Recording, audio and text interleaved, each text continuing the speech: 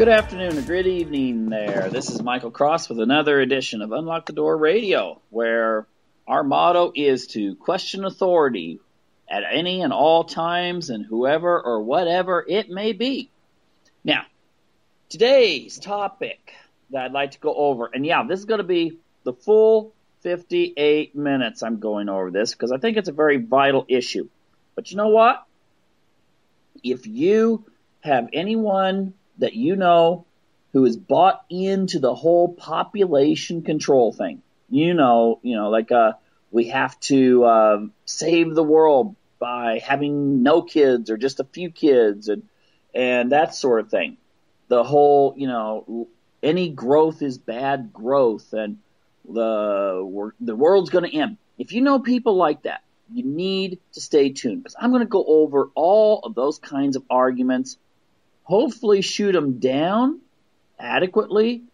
It's going to be an informative hour. It's going to be one in which you can learn a few facts about demographics that are not presented in the mainstream media, that are not presented in education for the most part.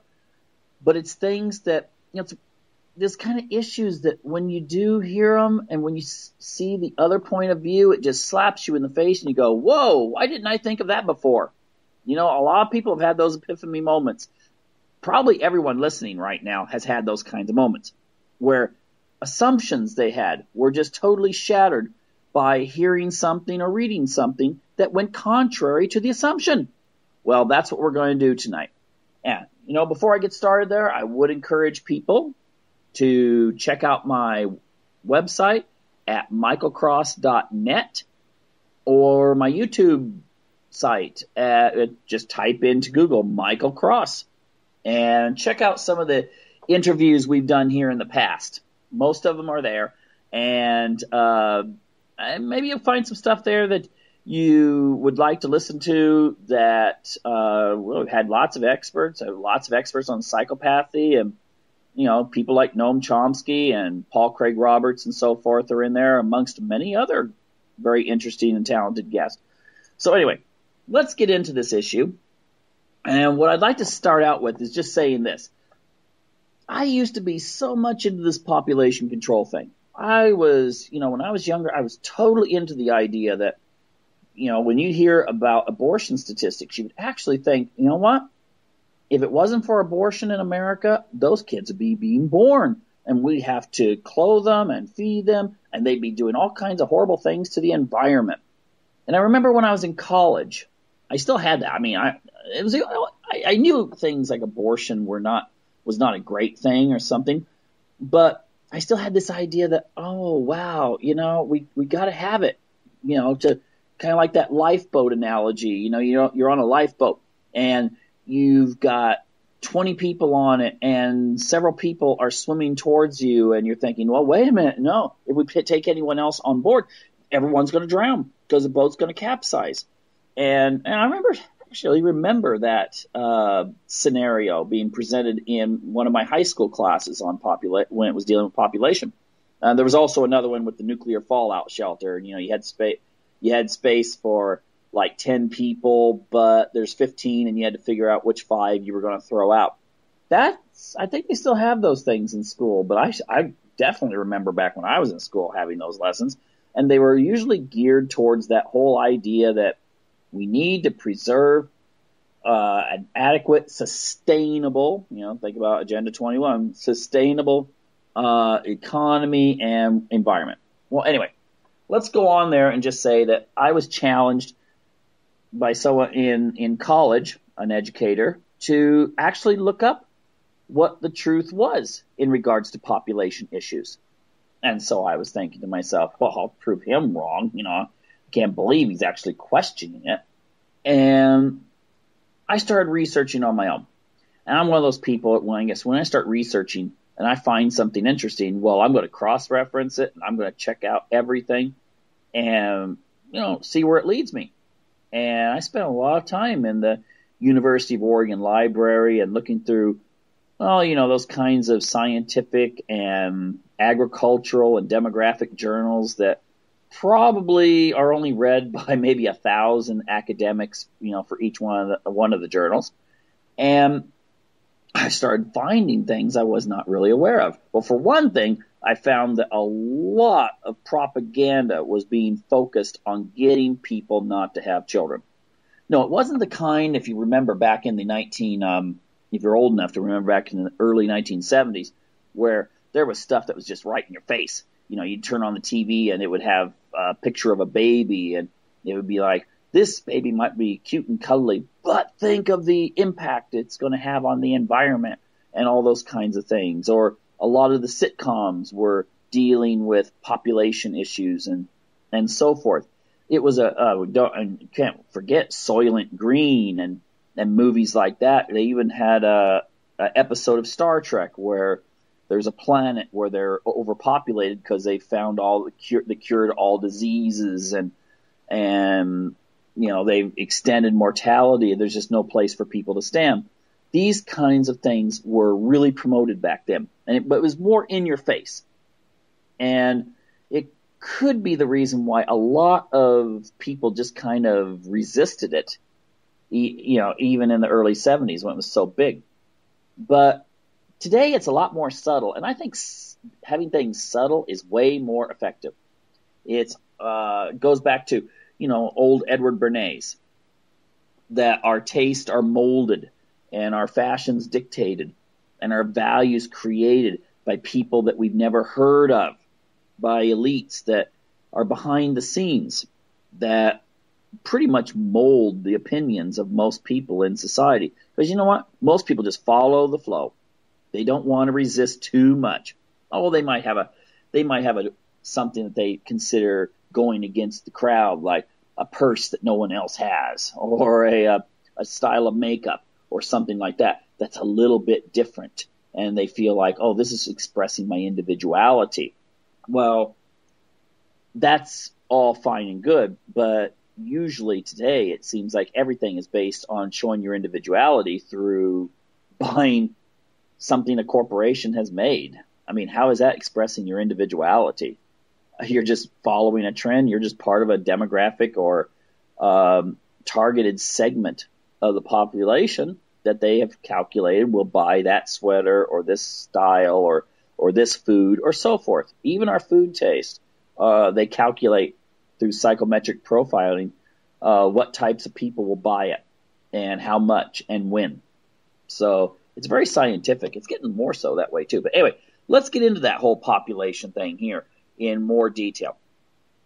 I'm going to start right off. Why do people give birth in the first place? That's a good question. Well, probably most people would say, well, it's because they like to have sex and they make babies. Okay, well and good in a very natural society in which there's no birth control. I mean, no birth control available. It doesn't matter how much the people like or dislike having a kid, they're going to get pregnant. And so people, that's the first one, though, is accident. Now, I'm not going to say that a kid is something. I remember something Obama said about, well, he wouldn't want one of his daughters burdened with an unplanned pregnancy, and a lot of people jumped on that, and they rightly should have jumped on him for that. But you know what? I just wonder how many good Christian families there are out there that have their 2 kids in their suburban house and everything planned out in their life. Do they jump for joy when suddenly the wife finds out, oops, the birth control didn't work and I'm pregnant? Yeah, I just wonder about that, because I remember I was listening to a presentation by someone once, and he was talking about, people should accept the gifts of God that are given. And then he was talking about that it was hypocritical for people to really get down on some teenager that gets pregnant accidentally and is worried about what she's going to do, really come down on her hard. But then if you find out you're pregnant with your 3rd or maybe 4th kid and it wasn't planned, that you all of a sudden are like thinking those same things that she would. Maybe you have the benefit at least of being married, but the thing is, you're still going to have those feelings. And people should think about that. Do we look upon the gift of a child as being a burden, as something that just is a hazard of sex? Well, I'm just wondering how many people that say that they're all religious and everything might actually have that attitude. But we'll get back to that. I tell you what. First of all, people have kids by accident. Second, people have kids because they love kids. There are people out there that don't like kids very much, okay? I've met many of them. I know a guy has 3 kids. He actually told his wife, "Really, I know that you really like kids. I don't really like kids that much, but you know what? I love you enough that, he's a good father. He's a very proud father, but he just said he didn't really get into kids that much. He didn't really have some overall plan to have a family." But anyway, the people that really do like kids and find them being really special, they tend to have more kids. And then you have religion. If you belong to a religion that says, "Thou shalt multiply and replenish the earth," hey, guess what? I lifted that from the Bible. It's there several times. That's something most of your mega preachers won't preach about because it's kind of controversial. But it is in there. And the people that tend to get really into religion, it doesn't matter what religion, the more conservative someone is in religion, the more children they tend to want and the more they tend to have. And even if their religion's not, really hardcore towards being pro-natalist, you still have a situation in which religious people tend to have an outlook on life that is seeing the bringing forth of a new spirit into the world as being really special. And so they're not going to think of it as just like, okay, well, I just got another kid here. They're going to be thinking of the spiritual implications of creating life. And, you think about it, when a man and woman come together and make a baby, that's the only time you actually truly share in creation. All other things out there is basically just rearranging. You can build a house, but you're just rearranging some dead wood to put together and some other materials. When it comes to making a child, you are bringing genetics together. Now, I know there's some biotech people out there that are going, yeah, but I have another way. Well, but traditionally, that's the only way that you can create life. And finally, nationalism. Nations that are really, really promoting nationalism tend to have more kids, because then you take pride in whatever your ethnic or national group is, and you want to have more. So the idea that, maybe you're a country of 20 million people, and you're thinking, well, maybe in a few years we'll have 30 million people. Well, that's how nationalism works. And you can find examples of nationalism throughout the world, although not much of it left in Europe, with possibly the exception of Russia. And it brings up a good point there. In most of our humanistic secularist societies, nationalism is almost equated with racism. In fact, in some societies it is. You can be nationalist but not be racist, but still, the left tries to present it as if a pride in country is in some way racist. And it's not, unless you define the pride in someone's country or their religion, their ethnic group or whatever as being racist, and therefore, you make the definition, and therefore you can call someone something. I know there are people that do that.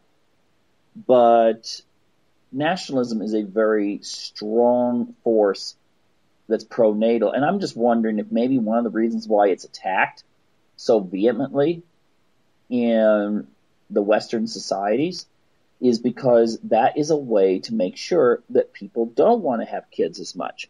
Now, you look at all these things together. Modern society has pretty much found ways to prevent accidental births. Okay? I mean, if a person really doesn't want to have kids and they have half a brain, there are plenty of ways to avoid getting pregnant. And so the accident births, they're just not that many. Okay? I mean, ultimately, the risk has been taken way down ever since the invention of the birth control pill and such. You got to remember, 1950s, a lot of people didn't mess around outside of marriage because they were scared to death that it was going to result in a baby. And how are you going to explain that to your parents or to your wife or to your husband or whatever?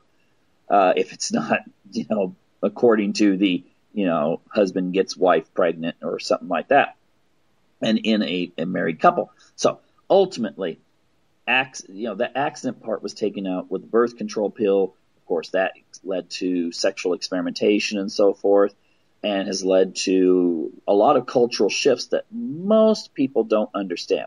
Most people don't analyze it that much. But the birth control pill has had a huge, profound impact on Western society's religious values, economic values, and political values. But I think I'm going to save that for another show. Now, the whole thing with love of kids.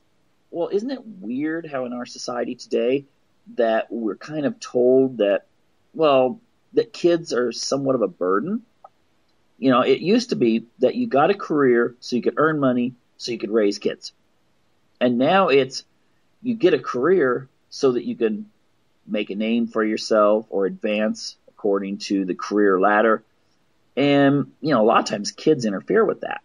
So kids suddenly become a burden because what's ultimately your goal is to advance in a career objective. And it's no longer, I make money so I can raise a family.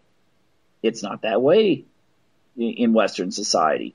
Family becomes on the side. Religion has been marginalized in much of Western society. I think the only societies I can think of where it's kind of had a rebound in significant terms, and not only a rebound in belief, but a rebound in adherence, wanting to live according to those beliefs, is actually Russia, which is ironic, isn't it? I mean, back, many of you remember when Russia was officially atheist under the USSR. And now, what's that scripture in the Bible? The last shall be first and the first shall be last. Think about where America's at. I remember a quote from Brigham Young. He said that it's better to be a step out of hell and heading to heaven than a step out of heaven and heading to hell.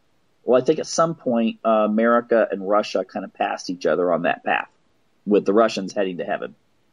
But if you're looking at very, very much the religious values of the nation. Now, here's my point here on population. One of the things that really bothers me is that population control is so institutionalized.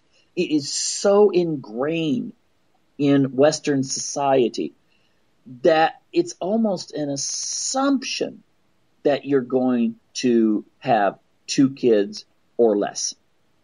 Now, the thing is, if you lived in a society where basically it was just, you got both points of view from the population control people and the people that came across from the other side, that would be fine.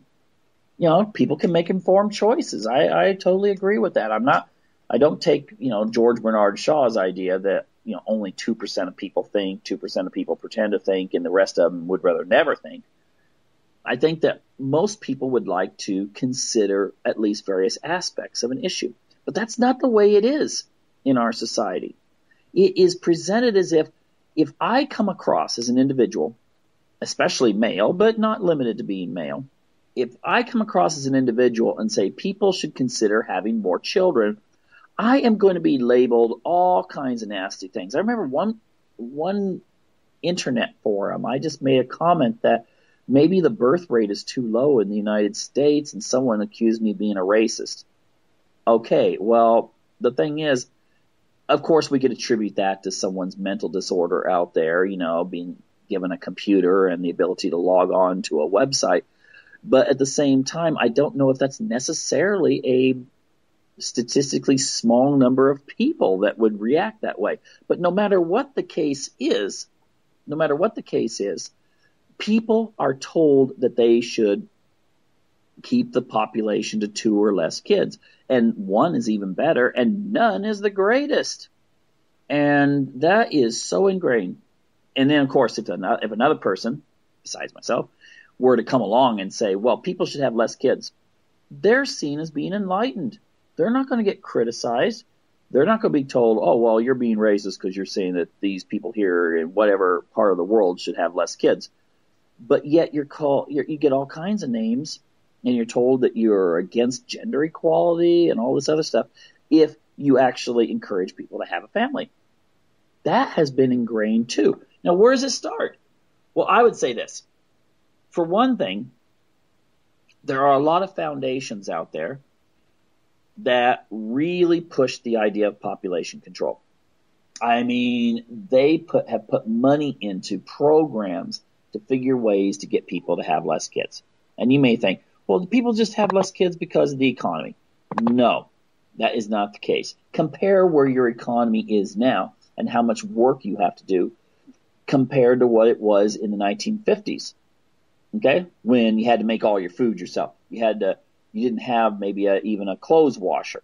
A lot of stuff, a lot of conveniences weren't there that now have made life much easier in regards to raising kids as well. Plus, you got all kinds of vaccines that make sure that at least your kids won't die of polio and those kinds of things, which they did back then. But I want to give you a perspective on where Western civilization is, and I think most of it has to do with these kinds of programs that are aimed at getting people to have less kids. And that is the countries where people have about an average of one kid. Now remember, when you have an average of around one kid, that means your population is going to be cut in half. Okay? It also means that there's people out there in that country that probably have 2 or 3 kids, which means there's a huge segment of the population that's just dying out, that's chosen just to go sterile and not have any kids. And just think about how that affects the gene pool, especially when we consider a lot of, whenever I hear about a really creative person, I don't care what the race they are, what religion they are, but when you have someone who's super creative, super intelligent, and they say, you know what, I'm not going to have kids. The first thing that goes through my mind is what a waste, because that won't be passed on to the next generation.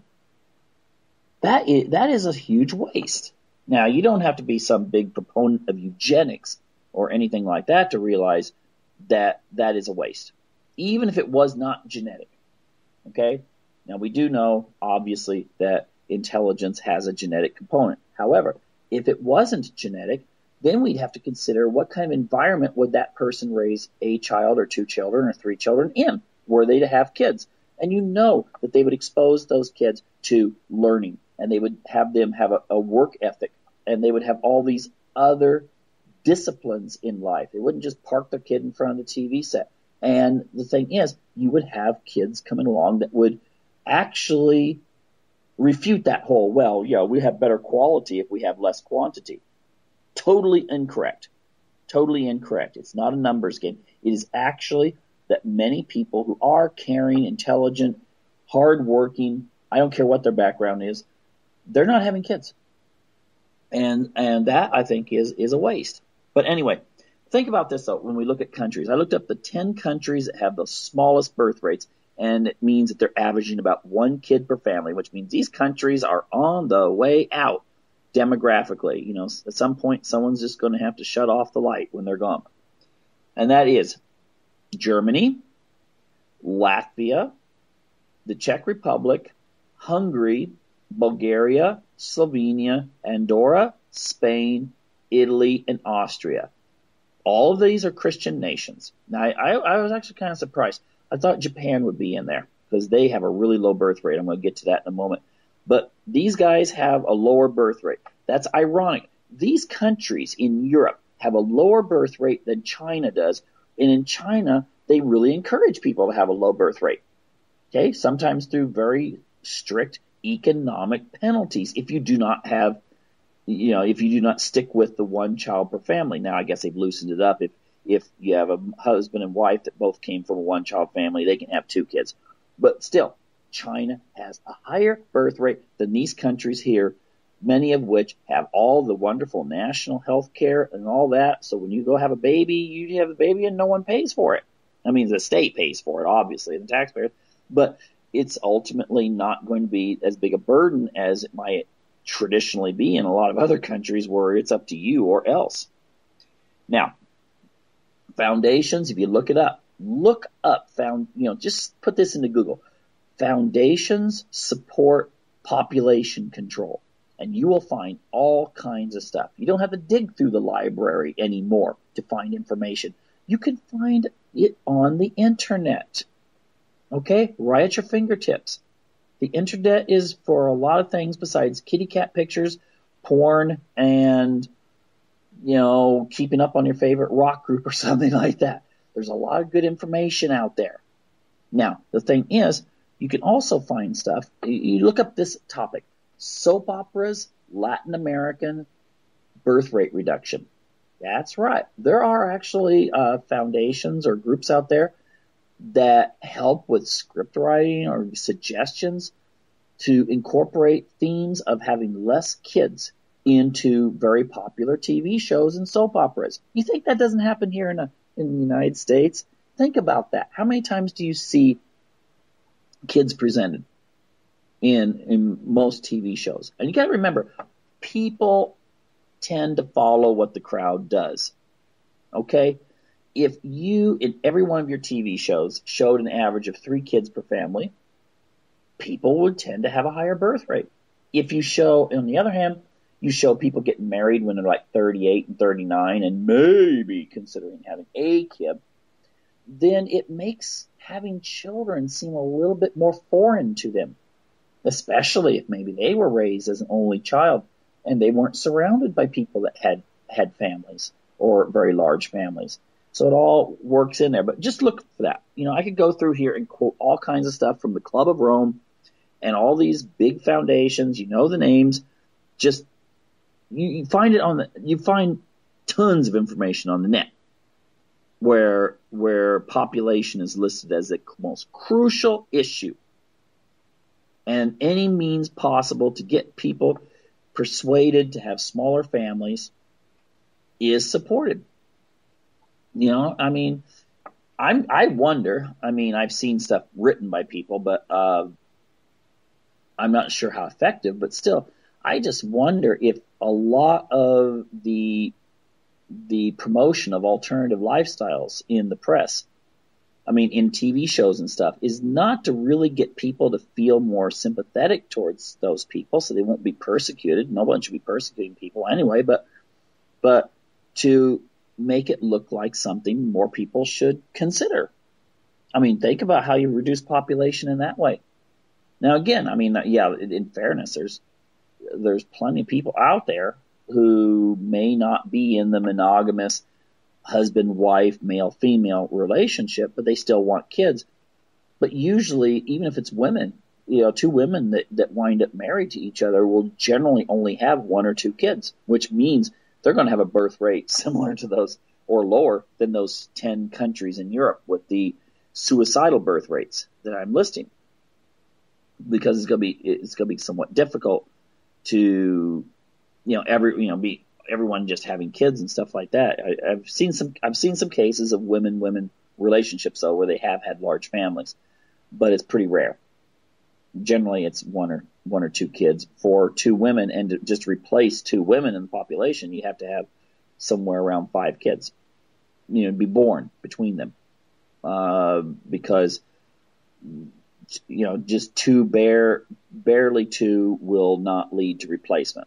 Now I'll get to that in just a moment. I got to talk about that. No heck, I'm going to deal with it now. Look, think about this. If a person has 2 kids, and that's the highest they're ever going to go for, okay? 2 kids. 2. That's it.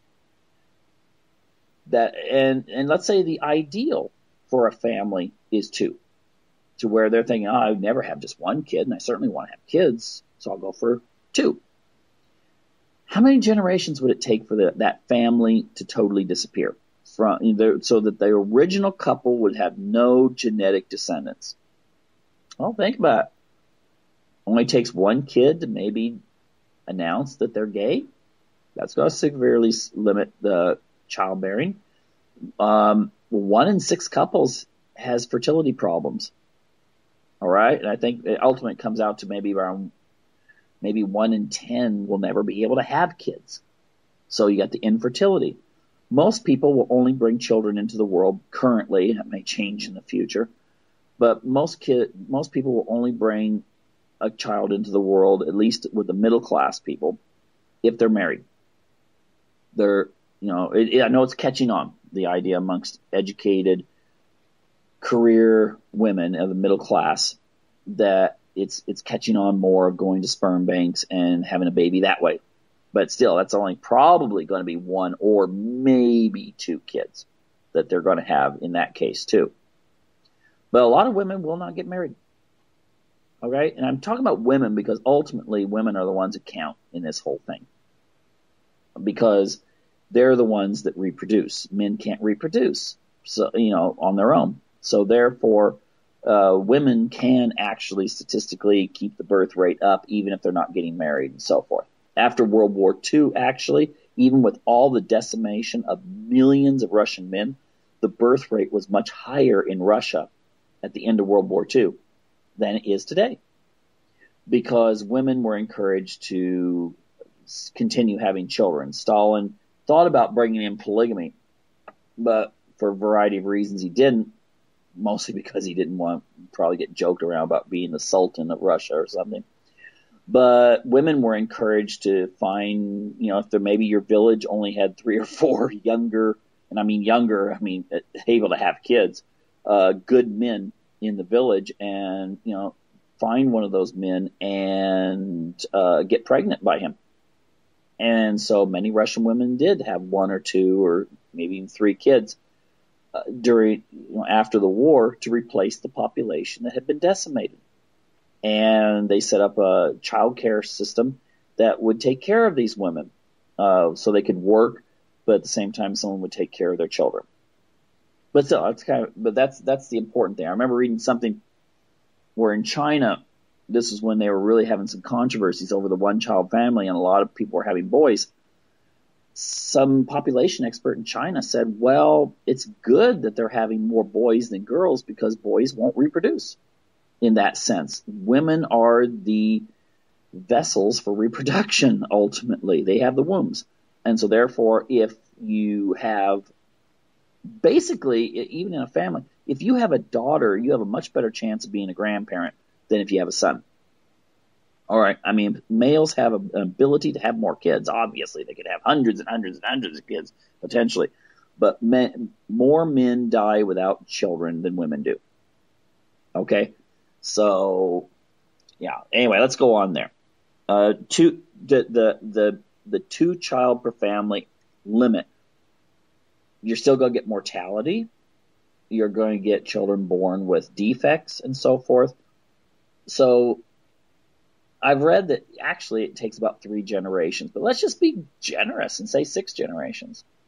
But the thing is that 2 will eventually lead to the end of that family line, statistically speaking. There's going to be some that will make it, but statistically speaking, that family line will disappear if their ultimate goal is 2, because not all of them will be able to reach 2, either for sociological or biological reasons. Now, then we have education. Oh my gosh, I remember that stuff. I still so remember all the science textbooks. And I looked through those. I loved science when I was in school. And later I just as an experiment, I looked through the most popular science textbooks in Oregon schools. And there was always, it seemed, there might have been an exception, I don't know, but it always seemed that every textbook had a chapter on population, extolling the virtues of Malthus, saying that, oh my gosh, the ecosystem, the number 1 threat is population. Okay? It never mentioned that already, even in the late 1970s and early 80s and so forth, the population of America, the birth rate was below replacement. Not mentioned. And you know what? I did some experiments with young people in America. I'd go into a classroom, and this was like in the early 90s, and I would say, what's the birth rate in America? And most of the kids would say somewhere around 3 kids. A lot of them would say 2.5 average. Far from it. Birth rates about 1.8. But the thing is, everyone's been kind of trained to think it's growing. It's not. If we didn't have immigration into the United States, the population would be shrinking right now. Okay? Now, I do think it's ironic that now they're noting that, well, maybe we need to have more immigration because people didn't have enough kids during the 70s and 80s and 90s. So, but those same people that were told not to have kids by the same people in the 70s, 80s, and 90s, many of them did so because they felt it was a social responsibility not to have more kids. Just think about that. Anyway, but education, very, very, very important in convincing people of the environmental causes. Everything from global warming to ice ages. I still remember those those chapters on the ice age that was going to come because of the carbon or whatever it was in the atmosphere at that time. And that the world was going to come to an end. And we're going to have that kind of Soylent Green world in which people are going to be starving and there's going to be rioting in the streets and so forth. Back to the old population bomb stuff. But you know what? Didn't come true, did it? In fact, many of those countries are better off today than they were before. India, they have a population much larger than they did back in the 70s and 80s. But now we look to India as being one of those countries that will eventually overtake the United States economically. As China's now the number one economy. Now per capita, not the number one economy. But when it comes to money, it is the number one economy, and it shows no sign of losing that position. All right? They're big. They have population. They have resources. They have the money to buy resources they don't have. So, all these people that were like, oh, the world's going to end. Well, they might say, well, yeah, but if it hadn't been for that one-child policy in China, but then you look at India. They didn't have it. Now, I will note this, though. Urbanization tends to reduce population on its own. A lot of people, if they live in small apartments, only have a couple of kids. You don't need to be telling them they have to have less.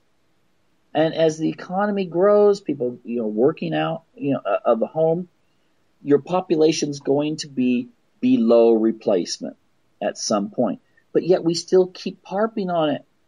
Have less and less and less and less and less. So therefore it's going to be even more below that replacement because even the people that can afford the bigger homes or the homes in the suburbs are still only having 1 or 2 kids. Even though they have houses, they could fit 5, 6, 7 or more kids very comfortably. Now, also, let's not forget all those wildlife shows. I used to love those when I was a kid. And they always had a section like, well, yeah, these are really neat animals, but they're all going to die off because people are encroaching on their habitat. So that is just like, bang, bang, bang, bang, bang. And then the media. Now, the media, I already said the thing about the, presenting soap operas and things like that to challenge people's ideas of what the ideal family is. So you start showing TV shows where only 1 or 2 kids is the ideal. And people getting married at a much later date in their life. So they only have the possibility of having 1 or 2 kids, statistically, for the woman at least. Now, there's another thing I want to throw in, though, just besides what you see on TV, and that's the personalities of those we see in the movies and journalism. If you're going to be a successful actress or female anchor woman, most of these people have had to make sacrifices, and often that means they sacrifice family. Now, there's some notable exceptions to this, but many, many of the people that young girls might look up to, especially successful actresses, they don't have families. They don't have kids. And if they do have kids, they have them later in life. They have them when they're like 36, 37, 38 years old. And again, medically, that's taking a huge risk if you're not the most fertile person. If you've waited that long, because you may not wind up getting pregnant if you wait that long. I mean, there's been doctors in England saying, there's a danger here of believing that, I'm going to wait till I'm 40 to have kids. That a lot of people won't have kids then. And they need to look at this, of course. And again, the feminists get angry saying, well, you're scaring women into wanting to have babies and stuff like this, so they'll have families. Well, whatever happened to just saying, okay, this is a medical fact, take it, look at it. If you choose to wait until you're older to start having a family, that's your choice. But don't wind up saying, well, wait a minute, I thought, which is what a lot of doctors, especially in like the UK and some other areas too, have been warning young women against. Trying to say that, well, you should be aware of this, and they get attacked for doing that. Now, on top of that, like I said, the movies, and so forth, again, the ideal is always small. And, they also give that idea that, well, when you're older, you can adopt a kid maybe, or that sort of thing. Again, the media is not where you look. You want to find examples of people having large families. Now, sometimes there's exceptions with men. They might have 3, 4, 5 kids, but it's usually a situation in which their spouse, usually I say, not always, but usually their spouse is not involved in movie making and so forth. They're either staying at home or they've got some job that accommodates being able to also, usually, when you're rich though, you have nannies and stuff like that, but they can still accommodate a family at the same time they have these kinds of careers. So again, examples people look up to. They have well, let's talk to this person about their life, and there's no kids involved. They might say, yeah, I'm happily married, got a couple dogs and stuff. Well, that is a very powerful message, because human beings are ultimately, at least originally, storytelling and role modeling, looking up to role modeling. And so therefore, if all the role models and the stories really don't have kids involved, or very few kids involved, then that gets incorporated into the subconscious of people when they're growing up. And that's the norm. Now, I would really encourage people to also check out, there's a series called Demographic Winter.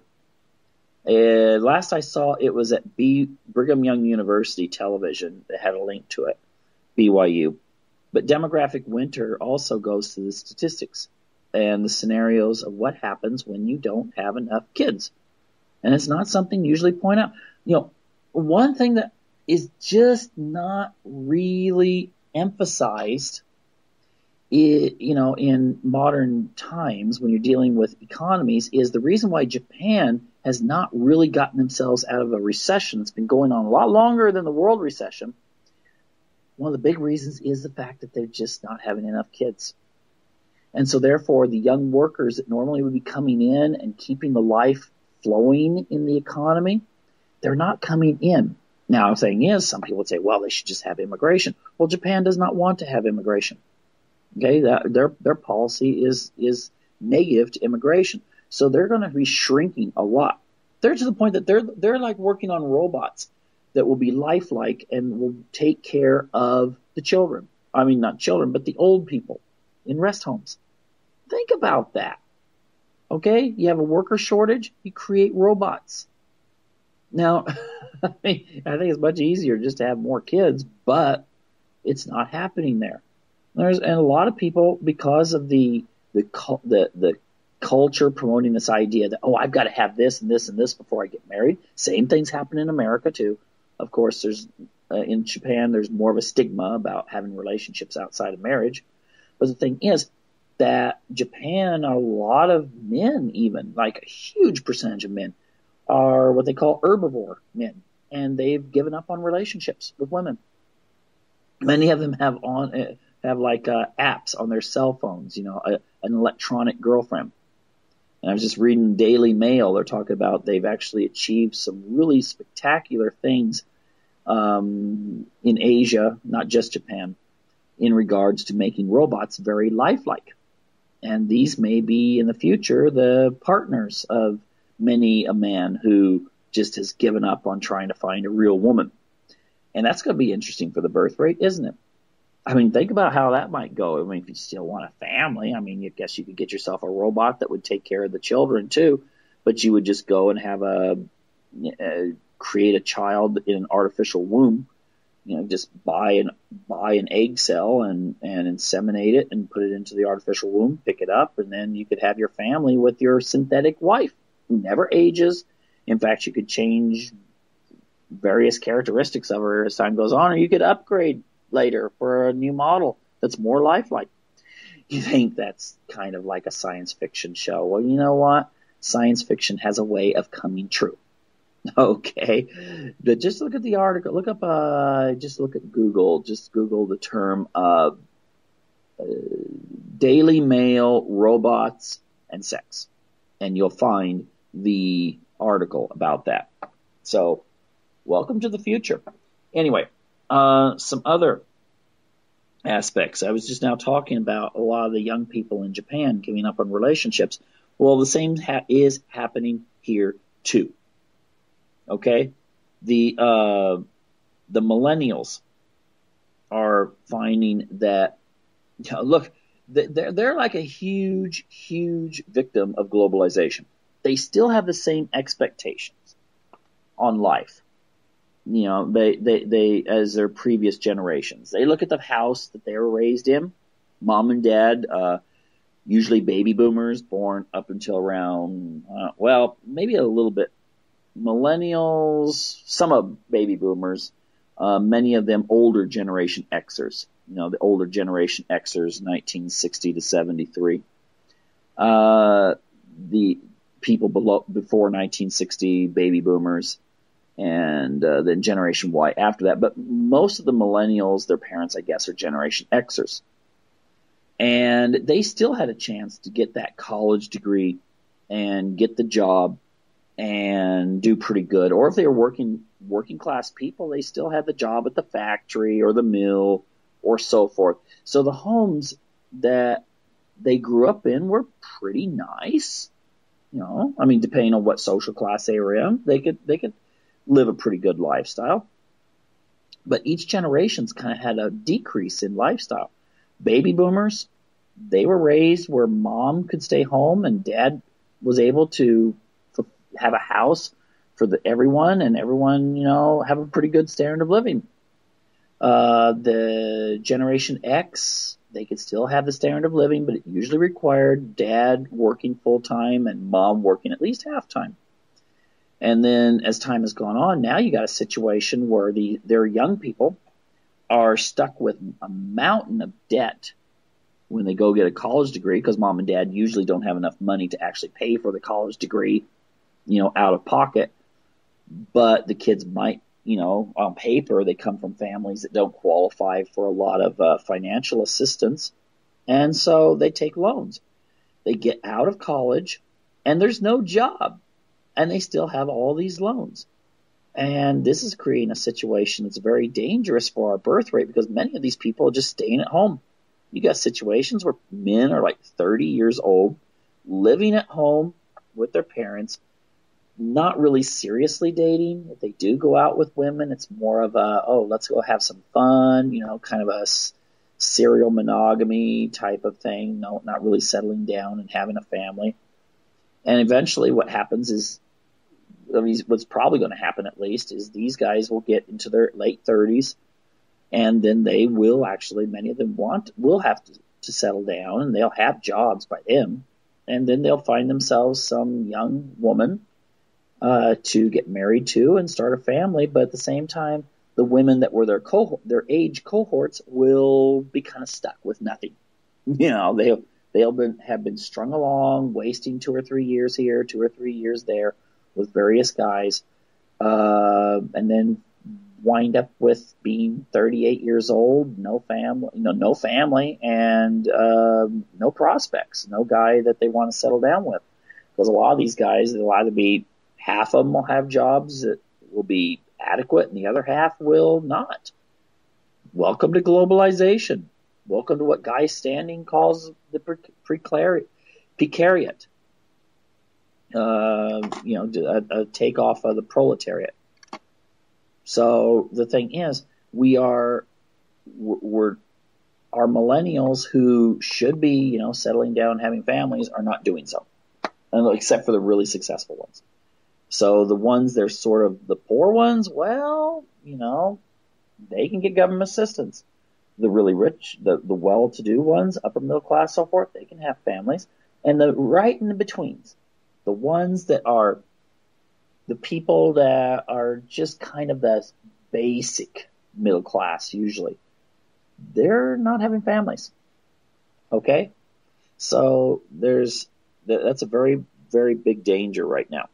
Again, a lot of it has to do with expectations. A lot of these people are like, women would actually say, I'm not going to marry a guy and live in some little trailer someplace, or I'm not going to live in something that's below where I think I should be right now. And they're basing that on what they grew up with. And guys, kind of the same. Well, many of them are like, well, I'm not going to ask a woman to commit to me if I can't at least show that I'm worthy. And so you got a situation where there's a lot of guys and girls who are just not getting together, but they still have their biological impulses, so they're still going out there and, they have relationships, but they're not long term.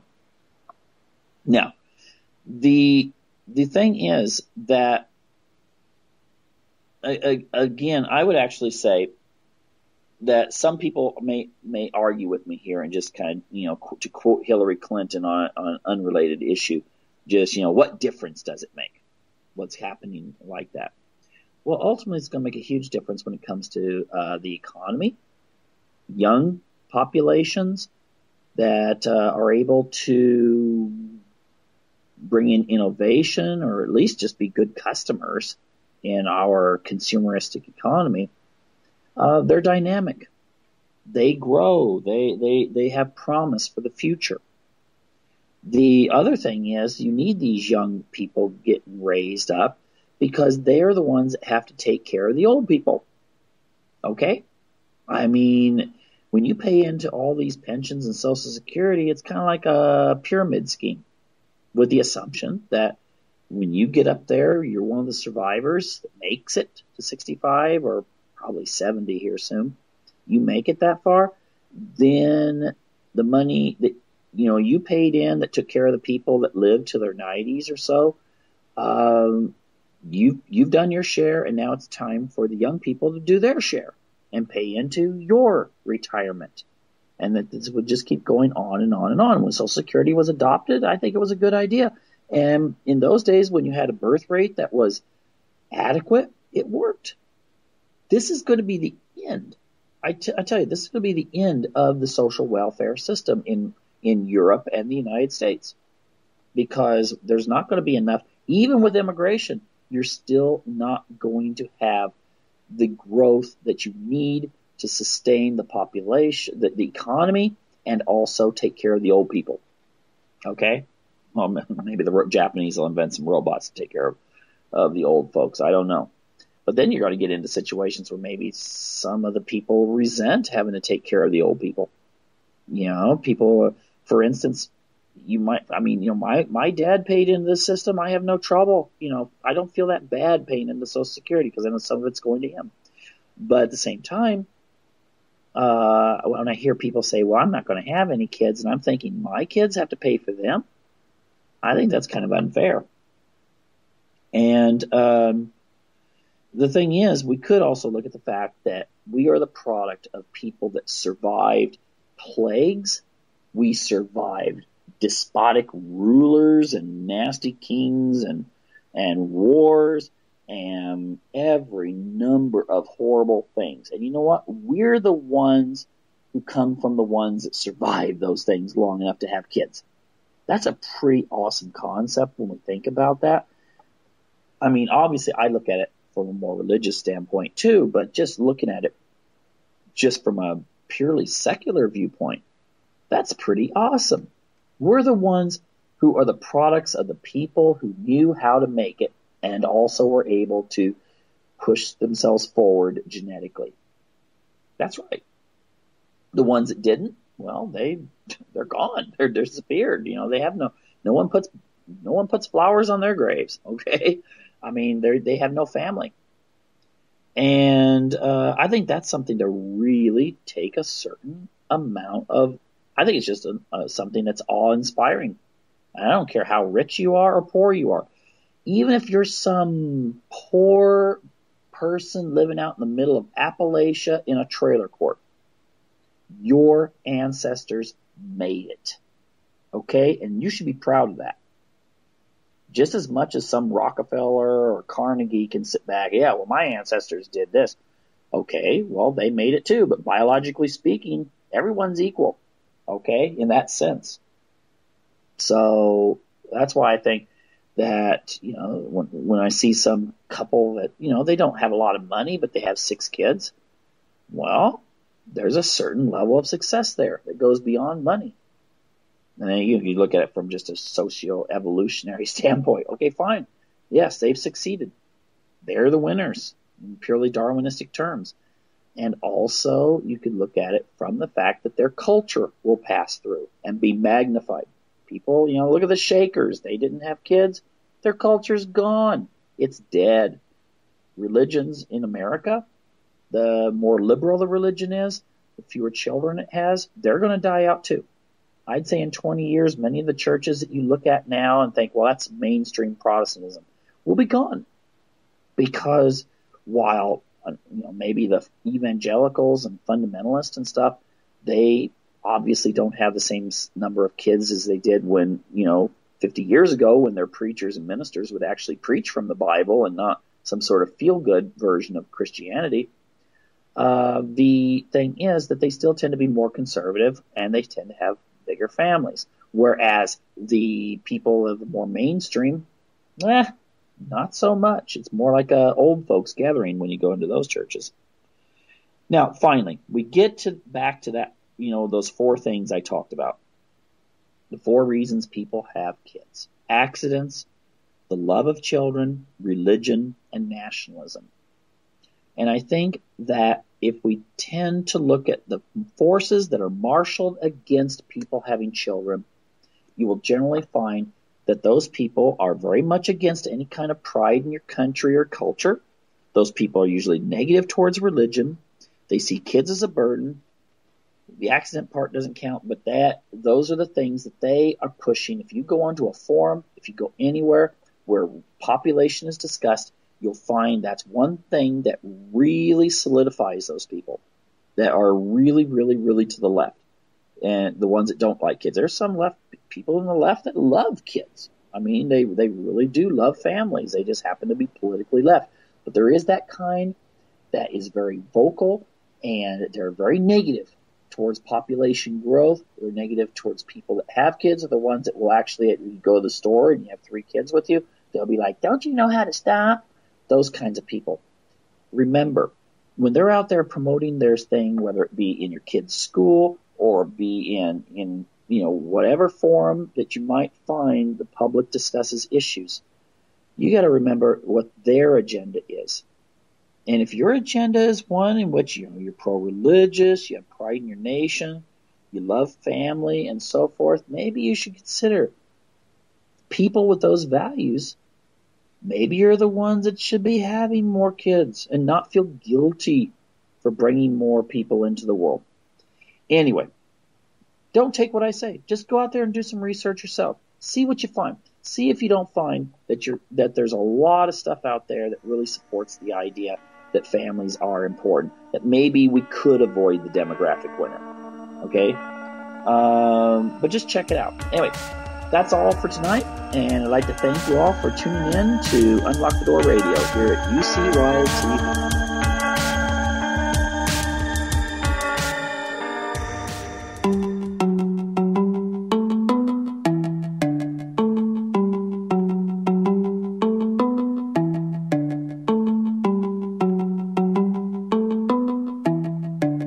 In a Quinnipiac University national poll, a plurality of voters say President Barack Obama is the worst president since World War II. 33% of voters think the current president is the worst since 1945. For more news, visit pigminenews.com. This is Ozzy Skateboard.